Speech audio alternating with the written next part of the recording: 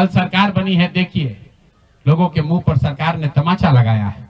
ऐसे भ्रष्टाचारी मंत्रियों को, आपराधिक छवि के मंत्रियों को, ऐसे लोगों को मंत्री बनाया गया है जिन्होंने जीवन में कुछ पढ़ा नहीं, कुछ किया नहीं। वो सिर्फ इसलिए मंत्री बन गए क्योंकि उनके पिताजी मंत्री हैं, उनके पिताजी बड़े नेता हैं। यही बात तो जनसुराज 3 बरस से समझा रहा है। बिहार के सामान्य परिवार के बच्चे क्लर्क बनने के लिए, सिपाही बनने के लिए, नौकरी पाने के लिए बरसों बरसों की पढ़ाई करते हैं, और यहाँ मंत्री जी का बच्चा, नेता का बच्चा बिना पढ़े वो आपका राजा बन गया।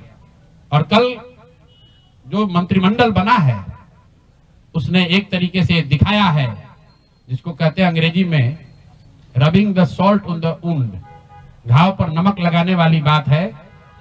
नीतीश कुमार ने हर उस व्यक्ति को मंत्री बनाया है जिस पर भ्रष्टाचार के बड़े आरोप लगे हैं, हर उस व्यक्ति को मंत्री बनाया गया है जिसकी छवि आपराधिक है।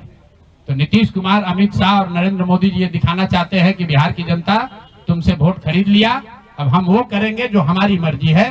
तुम्हारी भावनाओं का, तुम्हारे कष्ट का, तुम्हारी चिंताओं की चिंता करना हमारा काम नहीं है।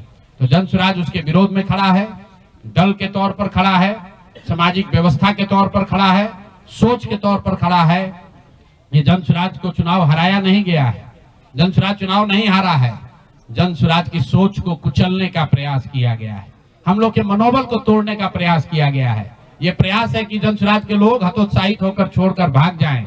हम लोग पीछे हटने वाले नहीं हैं। अगर गांधी का सिर्फ फोटो नहीं लगाते हैं, गांधी जी से सीखते हैं, और जो कुछ भी छोटी मोटी समझ, जो ताकत, जो क्षमता भगवान ने दी है, वो गांधी की उस सोच से, बाबा साहब की सोच से अलाइंड है।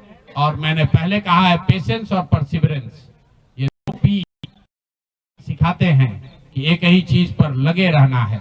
अगर हम लोग को लगता है कि हमारा रास्ता सही है तो इससे कोई घबराने की जरूरत नहीं है।